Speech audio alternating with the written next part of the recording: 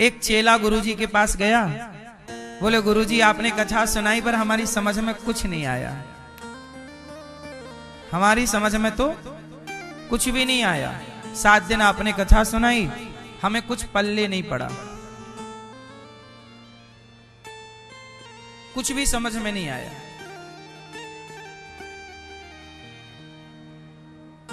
अच्छा, तो गुरुजी ने एक टोकनी उसे दे दी, बांस की, बाजार में बिकती है ना बांस की टोकनी,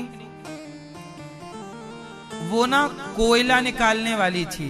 कोयले की भट्टी से कोयला निकालना और उसे भट्टी पे डालना, तो वो बिल्कुल पड़ गई थी काली। क्या पड़ गई थी? काली। गुरुजी ने कहा जाओ इस बांस की टोकनी में पानी भर के लाओ, नदी चले जाओ, एक टोकनी पानी लाओ।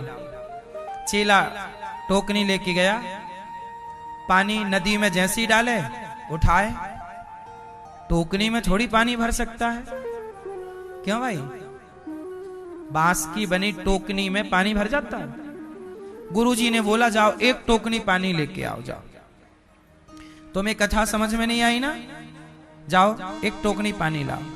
वो बार बार डाले, बोले गुरुजी हमने बार बार वो डाले, बार बार निकाले, बार बार, आखिरी में 100 बार ट्राई किया, पानी नहीं आया।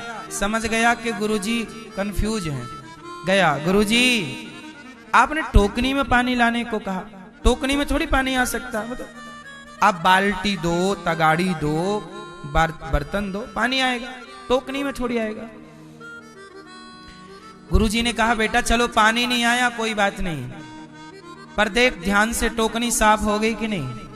कोयले की टोकनी थी ना, काली थी, बार बार पानी में डुबाई तो साफ हो गई। गुरुजी ने कहा बेटा तू पानी भले नहीं लाया पर टोकनी तो साफ हो गई। बस यही है, सत्संग भले समझ में ना आए पर वो सत्संग का जब शब्द कान से भीतर जाएगा तो जन्म जन्म के पाप धुल डालेगा। जैसे कोयले की कालिक धुल डाली उस जल ने।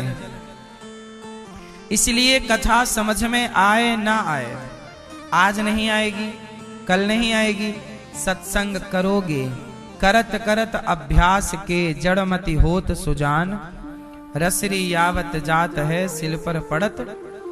कुएं पर एक पत्थर होता है, बार बार के रस्सी से पानी निकालते निकालते ना उस पत्थर में भी निशान पड़ जाता है। यदि बार बार के अभ्यास से पत्थर घिस सकता है तो हमारे मन मंदिर में भक्ति कैसे नहीं प्रवेश करेगी? क्यों नहीं प्रवेश करेगी? शांति क्यों नहीं आएगी? सत्संग क्यों नहीं समझ आएगा?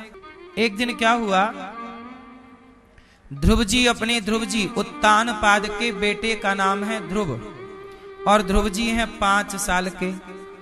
एक दिन 5 साल के ध्रुव जी अपने पिता की गोद में बैठने गए तो सौतेली माँ ने हाथ पकड़ के नीचे गिरा दिया, जाओ इस गोद में तुम मत बैठो, इस गोद में तो मेरा बेटा बैठेगा। सौतेली माँ ने अपमान करके ध्रुव जी को घर से निकाल दिया। ध्रुव जी को उनकी अपनी माँ ने समझाया, सत्यम सुरुच्या भेतम भवान में यद दुर्भगाया उदरे ग्रहित।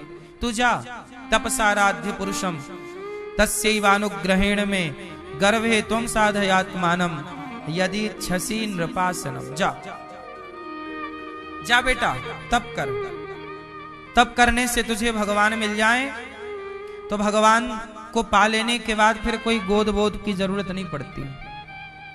जाओ तुम तपस्या करो। अब देखो ध्रुव जी का अपमान किसने किया? सौतेली माँ ने। अपमान क्यों? सिंहासन पर बैठने चले। समझो बात को, जब तक आप कुछ नहीं करते तब तक आपका कोई अपमान नहीं करता, और आप जरा सी सफलता में पग रखो, कामयाबी में कामयाब होएंगे तो आपका अपमान करने वाले भी ढेर मिल जाएंगे।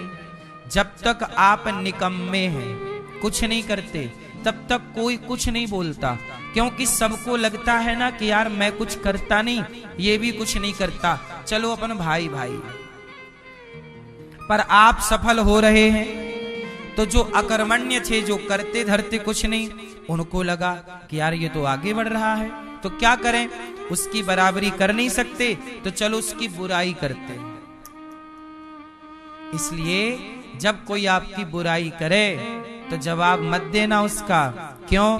क्योंकि वो आपकी बराबरी तो कर नहीं सकते, बेचारे बुराई करके मन को तसल्ली दिला रहे हैं। इसलिए जरूरी नहीं है कि सबको पलटकर जवाब दिया जाए। क्यों जी? क्या ये बात जरूरी है कि हम आपको रिप्लाई करें, जवाब दें? क्यों नहीं? कुत्तों को कौन जवाब देता है? हाथी जाता है, कुत्ते भौंकते हैं, क्या हाथी किसी भी कुत्ते को रिप्लाई करता है क्यों भौंक रहा है? इसलिए हाथी अपने लक्ष्य में पहुंचता है, चलता जाता, हाथी मस्ती से चल रहा है। ऐसे ही है कि जीवन में जब आप सफल होंगे तो आपकी आलोचनाएं होंगी, वो सहन करना पड़ेगा। ध्रुव जी को भी सिंहासन पर बैठे कि हाथ पकड़ के नीचे, देखो इतना बड़ा अपमान कि आपको भरी सभा में हाथ पकड़ के फेंक दिया जाए बाहर की ओर, चल, ये अपमान है। लेकिन एक बात बताएं, अपमान सह लेना सही है कि गलत है? क्या है? क्या है? सही है? हाँ, नहीं सहना तो भैया लड़ो, फिर लड़ो, बनाओ अपने घर को नरक। सह लोगी तो समझदार कहलाओगी, और अपमान करने वालों का अपमान आप भी करोगी तो उनमें और आप में अंतर क्या रहेगा? फिर इन दोनों में समझदार किसे मानोगे आप? दो कुत्ते भौंक रहे हैं, एक गली में दो कुत्ते भौंक रहे थे और दूसरी गली में एक कुत्ता भौंक रहा था, दूसरा खड़ा था चुपचाप। आप बताओ कौन समझदार है? भौंकना जरूरी नहीं है, शांत रहने वाला ही समझदार है। इसलिए शांति चाहते हो तो शांत रहना सीखो। आप शांत रहते नहीं और शांति बराबर चाहते हो। लो, बहू कह रही है सास को, ले सुन, सास भी कह रही तू भी तो सुन, तू भी तो शांत रहा कर। हाँ, वो मम्मी है तो किसी की सास ही नहीं है, और आप भी किसी की हो तो बहू। बस आदमी ये कहता तू सुन, हम नहीं सुनेंगे। हाँ? सबके लिए है, हमें तो समझाने का मौका चाहिए बस।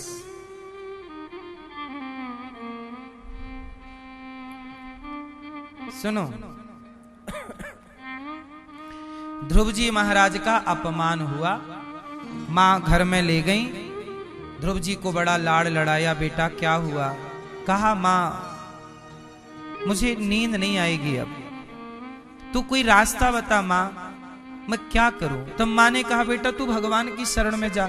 बाप की शरण में गया तो बाप ने धक्के मार के निकाल दिया, सौतेली मां ने निकाल दिया। जब बाप ही सहारा नहीं दे रहा है तो भगवान के आश्रित रह जा, जाओ। ध्रुव जी बोले मां मैं तो भगवान को जानता नहीं हूं मां, कहां मिलेंगे भगवान? 5 साल के हैं ध्रुव जी, बच्चे हैं, जानते वानते कुछ नहीं, पढ़े लिखे भी नहीं है कि वेद पुराणों का ज्ञान हो, कि वो तपस्या करना जाने, ये भी कुछ ज्ञान नहीं है, नॉलेज नहीं है। जंगल में कैसे रहा जाता है ये भी ज्ञान का अभाव है। पर ध्रुव जी चल पड़े। मां ने कहा जा, तुझे भगवान मिलेंगे, तू पहले गुरु मिलेंगे फिर भगवान मिलेंगे। ध्रुव जी गए तो उन्हें रास्ते में गुरु जी मिल गए। बिना गुरु के भगवान नहीं मिलते, याद रखिएगा। पहला पड़ाव है गुरु। नारद जी मिल गए, नारायण नारायण। बेटा ध्रुव कहां जा रहे हो? तपस्या करने। क्यों?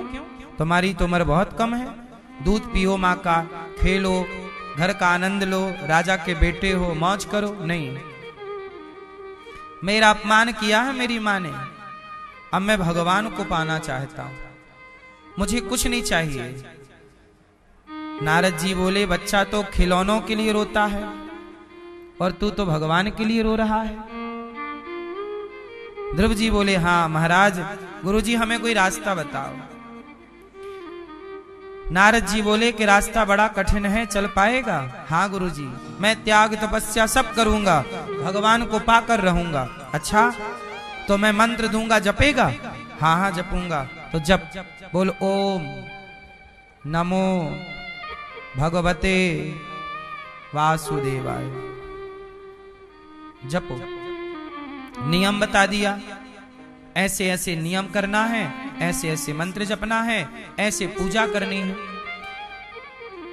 नारद जी ने उन्हें समझाया कि तेरी उम्र छोटी है, जंगल में शेर खा सकता है, जंगल। ध्रुव जी बोले, ना गुरुजी, अब तो मैं भगवान को पाकर ही लौटूंगा। और ध्रुव जी यहीं ब्रजमंडल में आए, यमुना के किनारे, यहीं मधुवन है। ध्रुव जी की तपस्या भी ब्रजमंडल में ही हुई है, मधुवन कहते हैं उसे। ध्रुव जी ने तपस्या की, 3 दिन में एक बार कुछ खा लेते ध्रुव जी और तपस्या करते। फिर दूसरा महीना लगा, 6 दिन में एक बार खाते। तीसरा महीना लगा 9 दिन में, चौथा महीना लगा 12 दिन में। ऐसे ध्रुव जी ने अपने खाने पे कंट्रोल किया और तपस्या स्टार्ट की। कुछ नहीं, कहीं मन का भटकाव नहीं। भगवान तो 6 महीने में भी मिल सकते हैं, लेकिन आपके अंदर भगवान को पाने की वो लगन नहीं है ना। शराब पी के पड़े रहने से लोगों को ऐसा नहीं लगता कि हम समय वेस्ट कर रहे हैं, बर्बाद कर रहे हैं। पर वो सत्संग करने लग जाएं, कथा सुनने लग जाएं, तो कुछ लोगों को लगता है कि यार तुम कहां अपना समय बर्बाद कर रहे हो। समय की बर्बादी कहां है? संसार में उलझ जाना समय की बर्बादी है। और भगवान में मन लगा के जो समय भगवान से जुड़कर बीता है, वही समय सार्थक है। बाकी समय तो समय की बर्बादी है, नहीं है बर्बादी। 6 माह 5 माह कंप्लीट, 6ठा माह स्टार्ट हुआ, प्राण वायु रोक ली ध्रुव जी ने, और जो मंत्र साधा, प्राणायाम साधा, और ओम नमो भगवते वासुदेवाय। देवराज इंद्र का सिंहासन हिल गया। इंद्र बोले, प्रभु ये क्या हो रहा है? भगवान बोले, मेरा भक्त खड़ा है, तपस्या कर रहा है, तो जाओ प्रभु दर्शन दो। भगवान बोले, ध्रुव जी को हम दर्शन देंगे नहीं, ध्रुव जैसे भक्त का तो हम स्वयं दर्शन करते हैं। और भगवान ने हरि अवतार धारण किया और ध्रुव जी को दर्शन देने के लिए हरि बन करके आ गए। चतुर्भुज रूप में शंख चक्र गदा पद्म लेकर भगवान प्रकट हुए। भगवान के सुंदर से बाल, घुंघराले से, सुंदर सी बड़ी बड़ी आंखें, सुंदर से गाल, भगवान के गले में सुंदर सी माला पड़ी है, एक कमल की माला पड़ी है, और भगवान का सुंदर सा स्वरूप दिव्य। अच्छा, ध्रुव जी के सामने कौन खड़ा है? भगवान। और ध्रुव जी ने आंखें बंद कर रखी। क्यों? क्योंकि ध्रुव जी के हृदय में भगवान प्रकट हो गए हैं। अब जब हृदय में दर्शन हो रहा है तो बाहर क्यों करें? तब भगवान ने क्या किया? तब भगवान ने ध्रुव जी के हृदय की छवि को खींच ली, और खींच करके, और जैसे ही वो गायब हो गए ध्रुव जी के हृदय के भगवान, आंख खुली तो जो छवि मन मंदिर में थी वही सामने पा गए ध्रुव जी महाराज। चरणों में गिर पड़े, हाथ जोड़ करके खड़े हैं। ध्रुव जी कुछ कहना चाहते हैं, पर ध्रुव जी कुछ पढ़े लिखे नहीं हैं। क्या बोले? तब भगवान श्रीमन नारायण ने ध्रुव जी के गालों में शंख का स्पर्श किया, शंख स्पर्श कराया तो ध्रुव जी को संपूर्ण वेद पुराणों का ज्ञान हो गया। और ध्रुव जी ने भगवान की स्तुति की, क्या कहा?